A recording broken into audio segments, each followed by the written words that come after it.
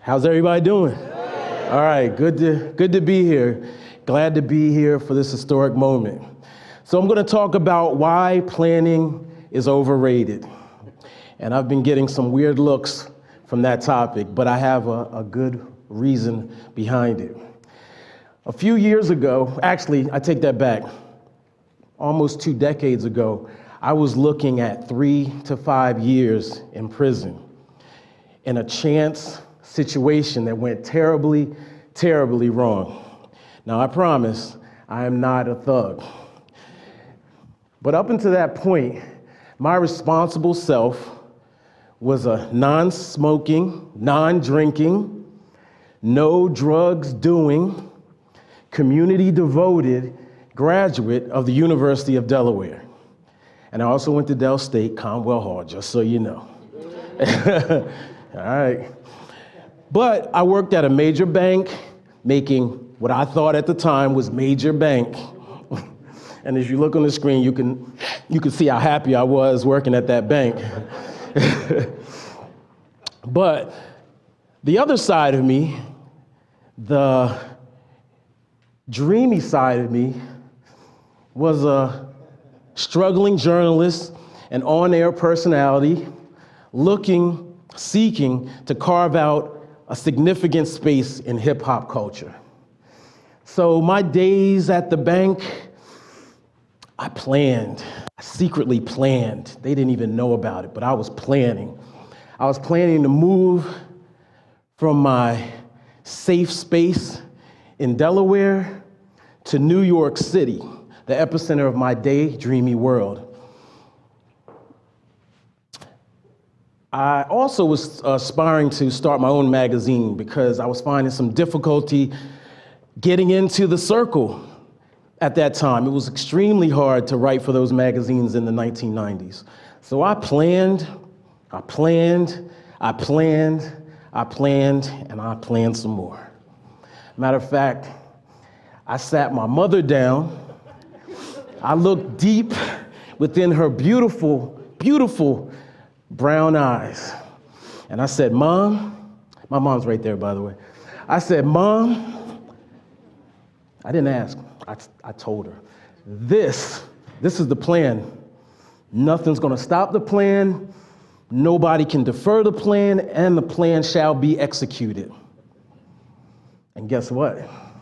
3 years later, I was still sitting at a desk, at a bank in Newark, Delaware, planning.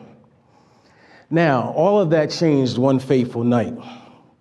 Now, I'm not proud of this, but somebody got hurt while me and my frat brothers were out. My frat brothers and I, my mom's a teacher,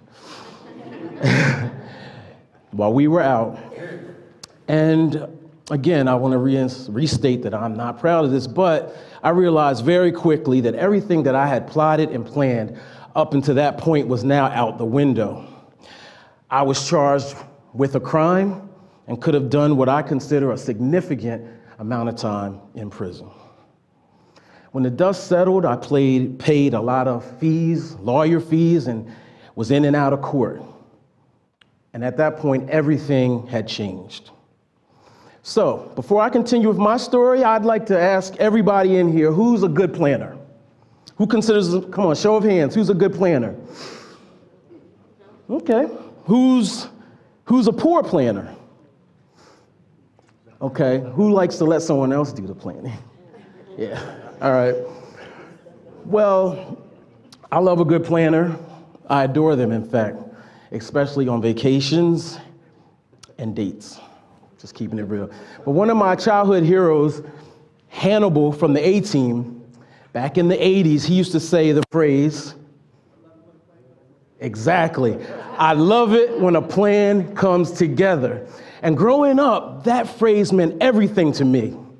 Why? Because Hannibal led a group of fictitious mercenaries named the A-Team to victory every television hour in the 1980s. And they didn't even like each other. I mean, you had Face Man, Mr. T, B.A. Baracus, and I never quite fully understood it, but they all followed the plan. and it came together. So now what is planning? Planning is the process of thinking about and organizing the activities required to achieve a desired goal. Now that's the Wikipedia definition, so if you go looking for it, it might change, but for the purpose of this talk, it fits. So let's go a little further. Planning gets you and others on the same page. If you're going in the wrong direction, planning gets you on the right path. It also establishes priorities. No priorities? Plan. It also communicates a message to you and others. And last but not least, it offers proper strategy in life and career.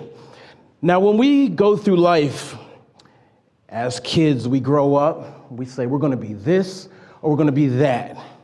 We're going to go to school for this many years, make this amount of money, maybe get married, have 2.5 kids, maybe get a nice big old house and put a huge white picket fence around it. But the problem is life doesn't always work like that. Sometimes we fail. Sometimes we drop out of school. Our kids may come early. We may get fired. Sometimes the housing association won't even allow you to build a white picket fence around your own house, right? So one of my heroes, boxing heroes at least, Mike Tyson famously stated, does anybody know? Exactly. Everybody has a plan until they get punched in the mouth. Even Iron Mike had a plan until he got punched in the mouth by Buster Douglas, a D-list fighter who gave Iron Mike his very first loss, completely not in the plan. I was heartbroken, I'll be honest. Mike's one of my favorites.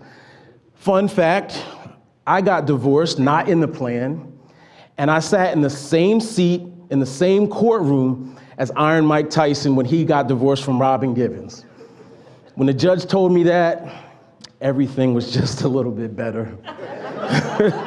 True story. Now, as I look back on my life, I realized a lot of what I was doing was over-planning. And over-planning has even deeper implications than regular planning. Over-planning reduces your ability to adapt, and adapt quickly. It also is predicated on perfection. I'm a perfectionist, and it's a torturous demeanor sometimes. It really is. Over-planning is also a form of social anxiety reserved for control freaks. And yeah, I might be a little bit of a control freak too.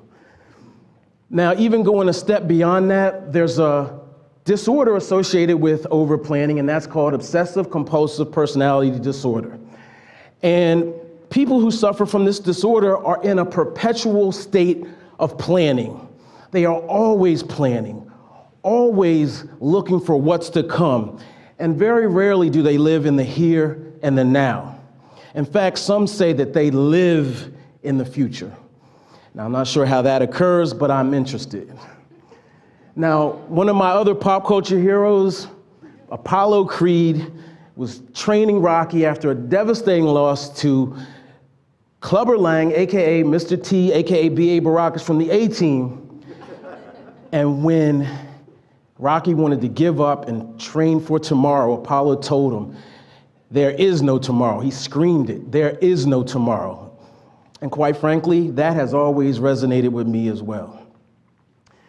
Now, as my world it completely exploded in Delaware, and yes, I'm being a little dramatic, but it definitely felt like my world exploded when I had to take flight, and I did. But things quickly started to happen for me in chaos. First things, after all that drama, I got a job almost immediately after all of that. I met an individual, shout out to Carew Daniels, who gave me an opportunity immediately. Now, the job was an internship, and I was a little old for internships, but I took it. And then that job led to me getting laid off before the end of the year. But you know what? I realized that I was on my way. So I got another job behind a register, but I was in a highly trafficked area of New York City by this time. I had moved to Brooklyn, and then I got another job, and then another job. And then I started to write for the very magazines that I wanted to compete with and that I aspired to compete with. And then allhiphop.com, my company, was moving, and we started to meet people, and we started to influence the culture, and we started to change the face of communication and information translation. And then I saw that even though these were baby steps and I didn't have a whole lot of money, I was actually moving forward. And I realized that my greatest failure propelled me to what I could not plan for, and that was success. And speaking of allhiphop.com, shout out to my business partner, Grouchy Greg Watkins, right here. Honestly, we didn't plan. He had a site, I had a site, and we put the two sites together on one day. We didn't think about it, we just did it. And almost 20 years later, we're continuing to influence culture and dictate the way our industry communicates. And we're very proud of that. We ignored a lot of what we were taught. Fail to plan, plan to fail. Didn't make sense to me. Other quotes, if you don't know exactly where you're going, how will you know when you get there?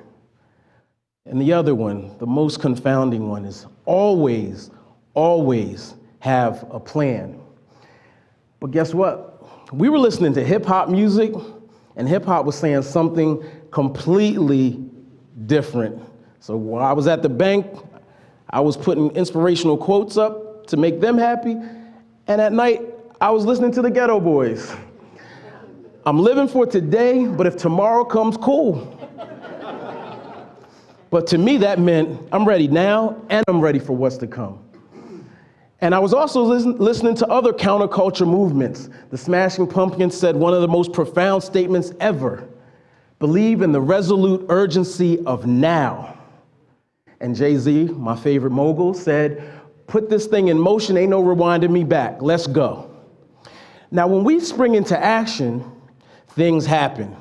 Astrocytes provide energy to our neurons. I don't know what an astrocyte is. I do know I have a lot of them. Adrenaline rushes through our bodies. We spring into action. We feel alert. We feel alive. We feel focused. Now, one gentleman by the name of Oliver Burkeman, he doesn't believe in planning at all. I've read up on him and I researched him, and he doesn't believe in planning at all. He says uncertainty is where things happen. It is where the opportunities for success, for happiness, for really living are waiting.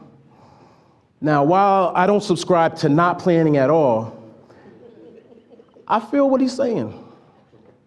So be very clear. I'm not saying don't plan. I'm not saying make bad decisions, okay?